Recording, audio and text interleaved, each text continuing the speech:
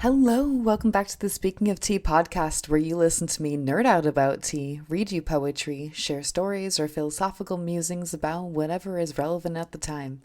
I am your host, Rochelle Mecca, and I am a poet, author, poetry coach, musician, healer, and a servant of the great leaf Camellia sinensis. Reach out to me on Facebook or meccateapoet.com to learn more about my transformational poetry coaching program to help you speak your truth and get publishing that first book of yours. Oh my god. I am so excited about these leaves, okay? Listen, I don't know what they are. I pulled a little container out of my cupboard, and all it had on it was this little sticker that said 10 grams and green. Yeah, 10 grams of green, all right? And I don't really think that it was green. Now, I do remember labeling that container a long time ago, and that labeling was to show how much grams of different kinds of tea will fit into little containers. So, like 10 grams of green will fit into here, versus it can be 15 to 20 grams of a black, depending if it's more broken up or just weight wise. However, this is not coming off to me as green, and it sure as hell didn't age and get this dark over. Okay, well, it is going to be almost 4 years. So, still reeling back on the doubt and possibilities here. Anyways, it is this beautiful long leaf, looks like a black style, could be a sort of a twisty oolong, but I'm still leaning towards black. And I don't know, man. I'm just looking at them and it looks so brilliant. And then it's so hard to give words, well, for me to give words to what the age smell is like. God, I don't know if you can say no. Leathery is wrong, and metallic is still wrong, but maybe. Oh God, it just smells so good. I don't even want to rinse these because I think there's going to be so much magic pouring off from this first. Well, you could say rinse, but I'm going to just make it a steep. So first steep. Okay. Oh, I don't even know it's ready. It's ready. It's so ready. Okay, wait. I gotta smell these with them now with water on them.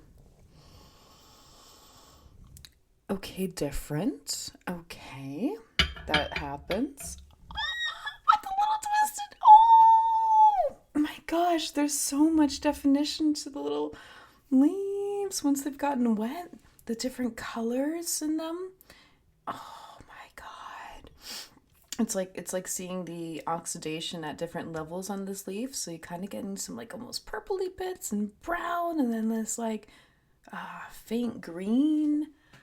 Oh my god! I'm so excited. I'm trying not to scream into the microphone. Oh my gosh! Ready? Ready? Do I have anything? Oh, I have a ding. Ready?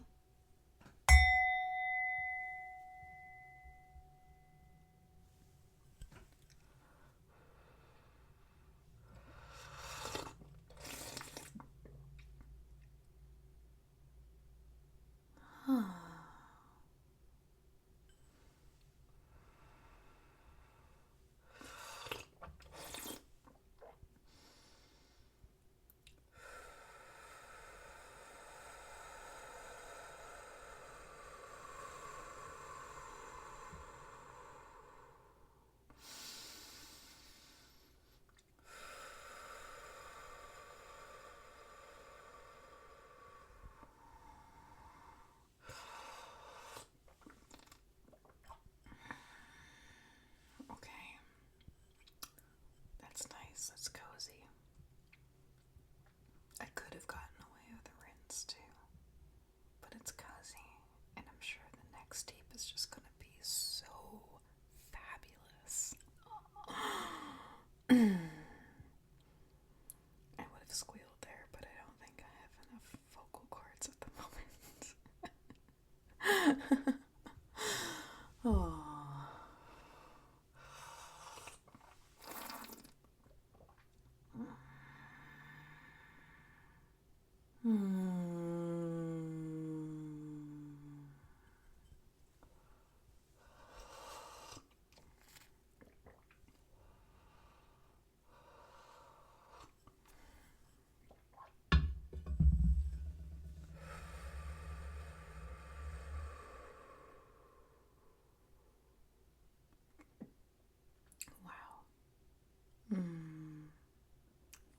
Love tea. Oh, my sweet, how you temper me from wild joy and excitement and flickering of my feet to the calm presence of just sipping out of the bowl, tender, warm, exactitude in a millisecond and a milliliter. Oh, excuse me. I tried to make poetry on the spot. It worked a bit. Maybe I need another cup before it's at its height. Yes. Poetry at its height. No, wasn't my one of my winning little pickup lines there. Poetic pickup lines. Yep, that's me.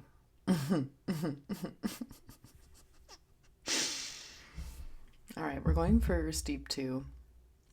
I can already see more copper color coming into the bowl here. I'm using a Gaiwan just for reference because it's just audio. And for those who don't know what the Gaiwan is, it's like, all right, it's like a bowl. Think like a casserole bowl, right? And there's a lid on top of it, but it has this like smoothness, like the edges of the bowl are brimmed outwards, and then there's this like lid that's just kind of sitting on it like a hat. I can like sort of slide it back and forth, and that's part of the function for pouring out the tea. You use the lid to hold back the water, and it comes out like this lovely wide-brimmed waterfall rather than the spout of a tiny teapot that makes this beautiful texture of the water pouring, and depends on the teapot itself. Oh, well, I won't go too nerdy here. Okay, there's some more color here. Let me smell the leaves again. Oh, sorry, it was both hot and smelled amazing at the same time. Hence the I'm a turkey. Okay. La da do do do do da ba na da da da da da. Okay.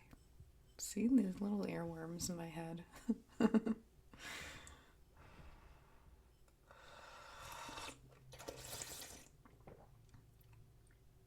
Oh wow, that developed some more. Oh.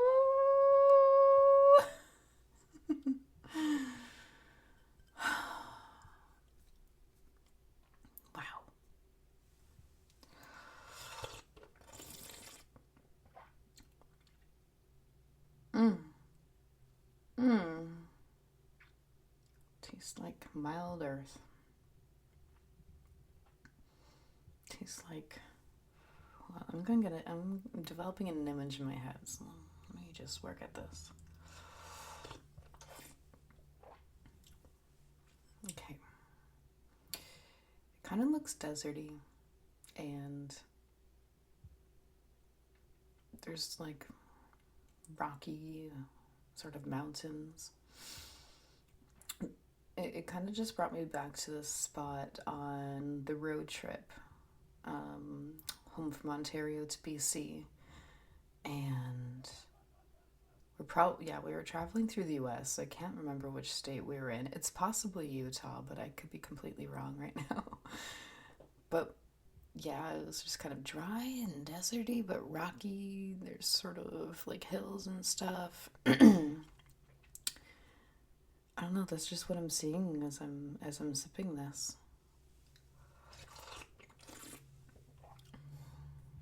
That could point to the flavor though, kind of rocky, almost minerally.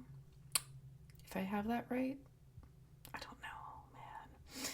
There's some people who are far more professional at their tasting notes than me. I go far more into the poetic and emotional. And if I see an image in my head, then that's the next pointer. So that's how I rumble. That's how I roll. That's how I rock. That's how I ruckus. I had a Honda Ruckus, the scooter.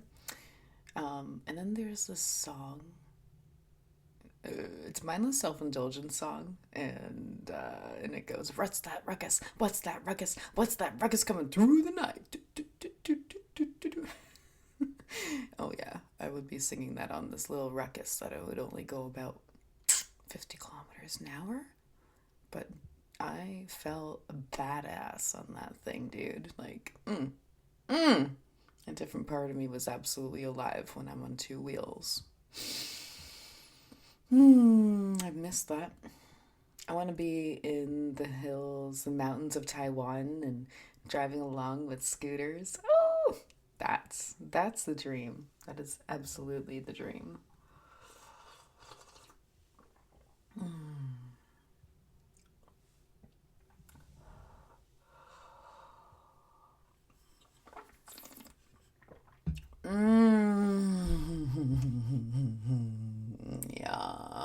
Yum. Okay. All right. Another round, another round.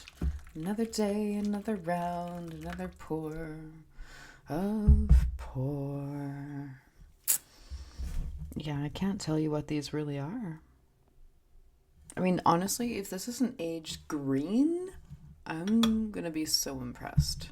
Um, I really don't think that's the case though, because I just don't even recognize what green leaves this would be. Yeah, so I'm gonna pay more attention to on this round which what qualities these leaves bear. Um, they're looking oolongy, especially with the type of oxidation that's going on in these leaves and the kind of curling that they ended up in. But there are also some artistic, specific black teas that have this quality as well. Um, by the actual name of this tea, no, we're never going to arrive there. But, oh, because I feel like the striped oolongs tend to be a bit of a smaller leaf. But, I don't know. Is that stem in here or is that just leaf? Oh yeah, there's some leaf. Oops. I threw that into my bowl. Alright, let's decant this because I was just trying to go for extra strong on this one and see what happened. Man, but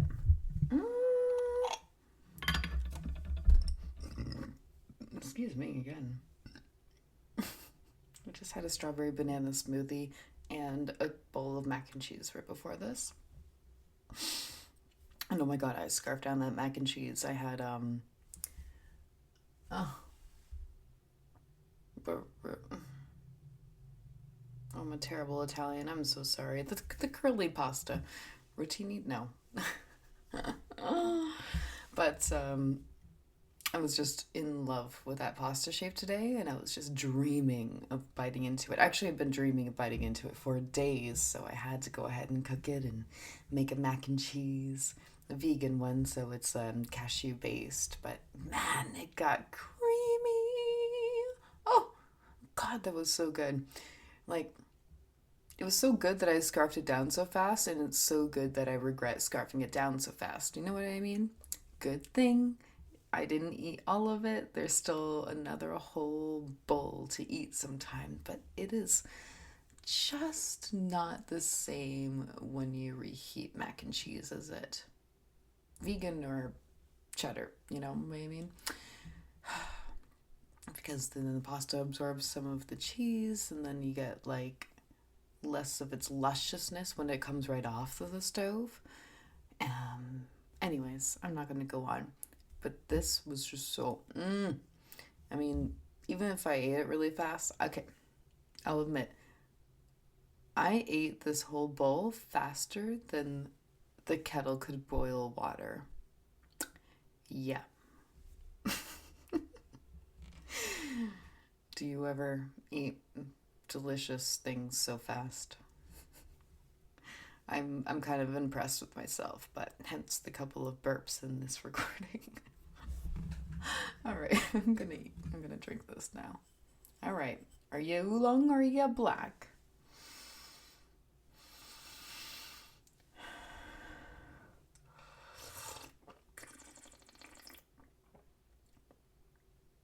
No, black, black, black 100%. Oh my gosh, is that?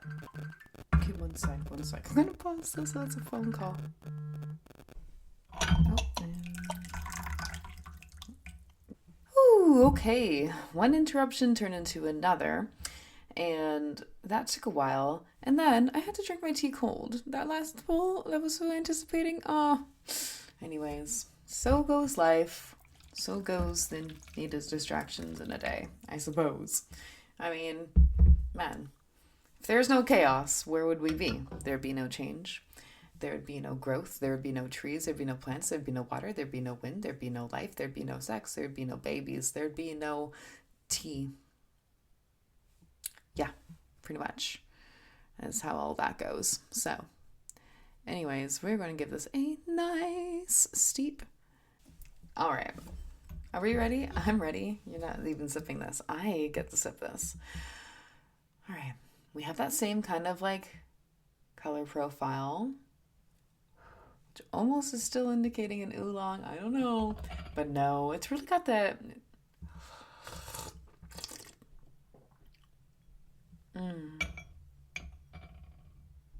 I think it's more like what a black does. Yeah. Right, yeah. No, the level of oxidation, the color these ended up, it's like a very artisanal black. Or is it an oolong? Oh, but we got thick oolong leaves going on. I don't think these just aren't plucked like two leaves in a bud like an oolong does, which is kind of what also throws that off. But oh,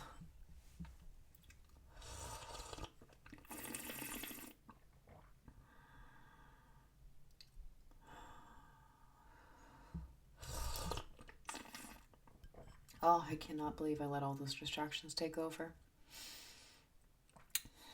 Talking about an orange party and yes, an orange party and selling a teapot. I mean, that was a welcome distraction. I did get to sell a teapot, and that's wonderful because, well, it's nice to give them a new home. To be fair, I think I collected this one at some point, and I never really loved it. I don't even know if I maybe used it once. It's possible I used this one once, and it wasn't for me. Yeah, it's one of those. It has like it's a stacking thing scenario. I'm gonna go with scenario. All right, I'm just gonna use my wording. It's a stacking scenario where we got like a big teacup on the bottom, and then on top of it there is a teapot and even a strainer that's um, well, built in, I guess. Not built in. You can remove it. Um, and it sits on top. And it was kind of like yellowy, white, green, stripiness. Um, and so when they're stacked, you see like two handles, one for the teapot, one for the cup, and be on top of each other. And it's a cool concept. It has a lid. I never loved it myself. And so I'm just very glad that when somebody asked me for a teapot yesterday, and I was just spamming him with some pictures, that was his choice. I'm like, oh, thank goodness. Oh, I mean, I'm so happy I got you a teapot you wanted. Yeah, I don't know. It's just it wasn't for me, and I'm so glad that it actually is for somebody out there. Now it gets to go to a good home. No, it was sitting there inside of my bookshelf, and because I know I had listed it online a long time ago, and never no one really snagged it. So it's just sitting there in this kind of waiting space. But now I get to put books in that spot in the bookshelf. Hashtag life goals.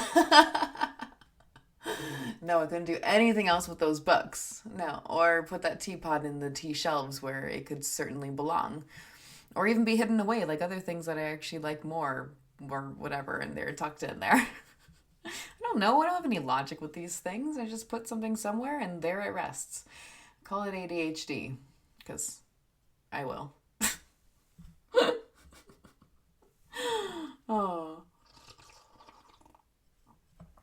100% have ADHD to welcome so many distractions, like trying to sip on a beautiful HT and get a phone call and sell a teapot, you know?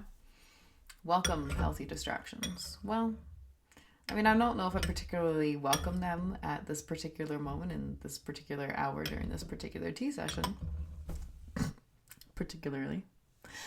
But so it happened and so it is. You just have to, take what life throws at you and enjoy it to the best of your ability. And I'm pretty good at this. My last job was just like, oh yeah, you're working 4 to 12 here and then 7 to 3 here, take a day off, and then you can come in and start work at like 10 in the morning, like the next day. And I'm like, cool, most of a day off. Excellent. Something about this moment makes me want to pick up this haiku book in front of me and read you something and maybe read some descriptions. With the radish he pulls out, a radish worker shows the road to me. Oh. Thus the modern haiku, as it was created by Basho, owes much to the literary turmoil of the Heikai period. I don't know if this told you much. This is more a book on like haiku. Oh, there's just a bunch of haikus back here. Okay, I get to read some. Yay. A butterfly. A falling flower, thought I, fluttering back to the branch, was a butterfly. Oh, cute. Oh. All right. Harvest Moon. If only we could add a handle to the moon, it would make a good fan. What? Does this mean because it's like a really big looking, it's just like a big object in the sky? Big full moon? Interesting. It's cute. River mists. River mists that float on the wind look soft and light from the loading boat. From the loading boat. Let me say that differently. Okay, that's cute. That's a nice scene. The crystal spring. In my scooping hands, the leaves of the oak tree move in the crystal spring. Lovely. Just a quick note, because I was interested in this book. It's the Japanese Haiku. Its essential nature, history, and possibilities in English. Yeah, so I guess more with the Japanese tradition of haiku. Well, this haiku. I'm sorry, that is Japanese because the word haiku. I haven't read through all of this book or much portions of it, but what I do, what definitely stuck with me is more about how haiku really needs to represent some moment or element in nature. And so these like short little poems are just to capture something. It can be like very profound or very simple, as long as it really brings to life that image, or yeah, and makes those and like yeah, always using something in nature. Yeah. Wisteria flower. As I seek a bower, weary from travel, I find a wisteria flower. That sounds enlightening. If I knew what a wisteria flower was or its meaning. Perhaps it's a certain time of year, right? This is kind of what we can take apart from this. It'd be a certain time of year when this wisteria flower appears, and when it's in full bloom, and and then we could interpret that this person was traveling a long time, and maybe he was lost, maybe he's been hungry, maybe he's just been, all up in their head, and then the wisteria flower was this beautiful moment of reverence, could be a message for them too. At my hut, beyond cherry brooms, is the bell of Asakusa, or that booms. Oh, I wish I knew more about Japan to understand that one. The first snow. Oh, the first soft snow, enough to bend the leaves of the jonquil low. I don't know what a jonquil is, but maybe it's a place. All right, this one I maybe will. Cicadas shrill. How silent and still into the heart of rocks sinks the cicada's shrill.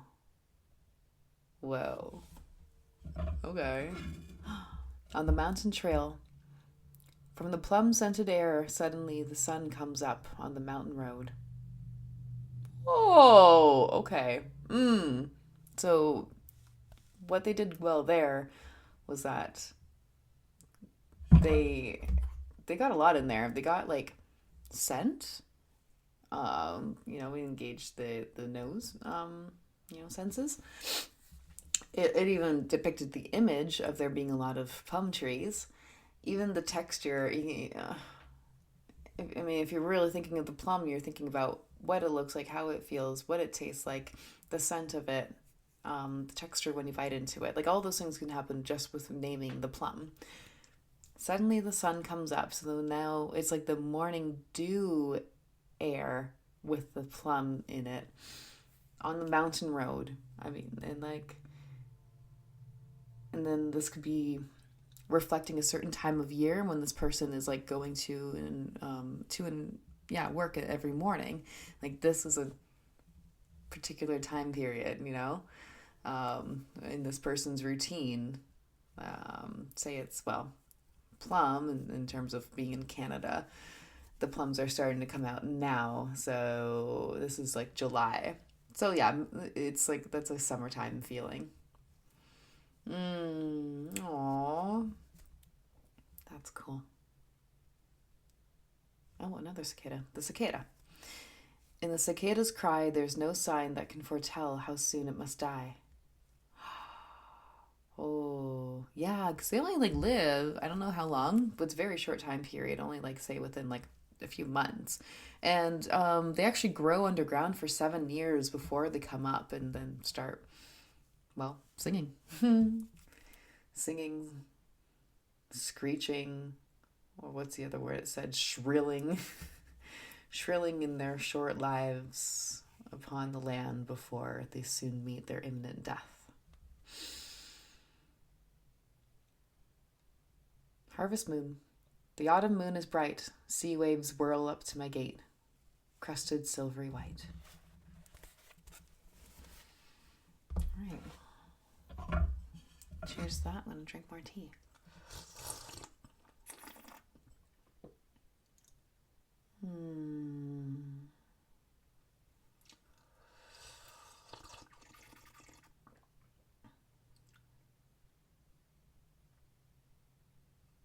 But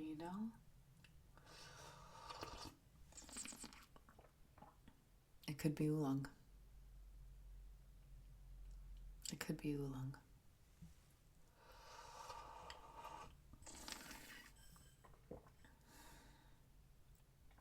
Maybe I'm out of touch. Maybe I'm out of touch. And maybe these leaves are just so mysterious that we will not know the truth. Maybe I just need another tea master to come here and drink it with me. So, who's up for the challenge? Let me know. Because we can't do this over Zoom. We're going to have to get together. So, let's make it happen.